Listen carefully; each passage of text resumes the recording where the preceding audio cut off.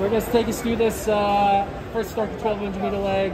What was your focus on? What was your goals out of that? Well, I thought they were going to take it out a little bit faster, and then Watson told me just to follow the pack. And when I found myself in the front, I kind of just, you know what, let me take it. He did tell me to slow down a little bit, so that's when you saw everyone bunched up, and then just it kind of closed me in at the end. But I knew I had some good guys after me, so I just gave the baton to Wellington, and then the rest is history. 400 leg, what was the mindset there? What was you focusing on? Hey, he told me to get out and go, don't think about it. So I said the training wheels are off. We've been practicing hard. Said it's time to roll. I just got around and I gave it out to my main man, and he turned it into history. You ran the mile pre-run earlier. How were you focusing on doing a mile 800 double here? You know, it was kind of up in the air on who was going to run the 800 between me, Yusuf Bizimana, and Cole Lindhorst, and then, you know, the way things turned out, they decided to put me on it, and I was just trying to do as best as I could for the team. You know, I didn't want to like go out too hard and die, and so I just tried to stay relaxed, stay in the race as long as possible, and then if I had a clear shot at the lead, then I was going to take it. And yeah, so it was pretty good. And you see, obviously, people are looking at this relay. They know there's this guy, Yaron Nuguse, on the anchor for Notre Dame.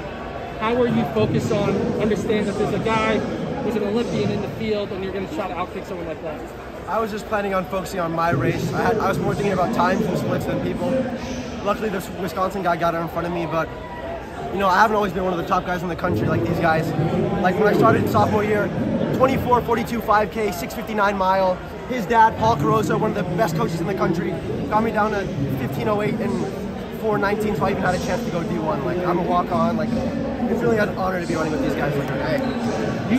You were supposed to be in an individual race. You got bumped out the last weekend in the 3K and 5K. So, what's this past 2 weeks been like? Being like, oh, I'm almost in individually. Now you're anchoring a national championship DMR. Well, I mean, I just think of it as God's plan. Like maybe if I was in the 3K, I would have focused on that and not been able to go all out here. So, I just thought like maybe there's a plan, and obviously there was, because you know I wasn't planning on winning this, but that's just how it worked out. What was your plan for making a move at the end? Were you thinking, like, what was your game plan? I was planning on going with 600 to go, no matter what, just 28, 28, 28. But Shoppy took it with 800 to go, kept it honest, so I just focused on when I was hoping someone would make a move, and I think the Wisconsin guy did. The Wisconsin guy made a move with 300 to go. I followed him and he started fading.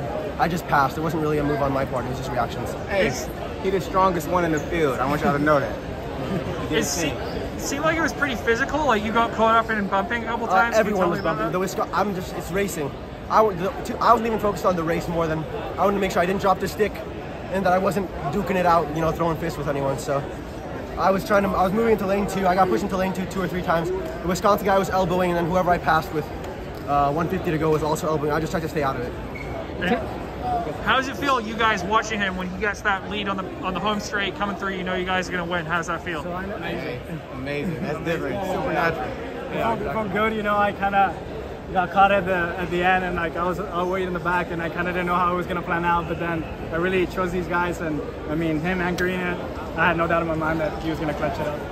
University of Texas had the DMR national record for a long time. Leo Manzano, Jacoby Hernandez. Now everyone's smashing that record.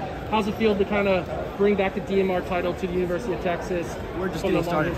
We're just getting started right now. Like here, we're worried about competing. Next year, we're gonna try and be all-time greats. You know what I mean? So exactly, it's an honor. Definitely, we're gonna come up Texas for sure. And you said that his dad coached you in high school. Is that right? Like, how long have you guys known each other? Since sophomore year of high school, we've been pretty good friends. Roommates in college. Yeah. When I was going 659, he was 417. I've looked up this guy for years, so it's awesome to be the anchor, like, and not just hanging on.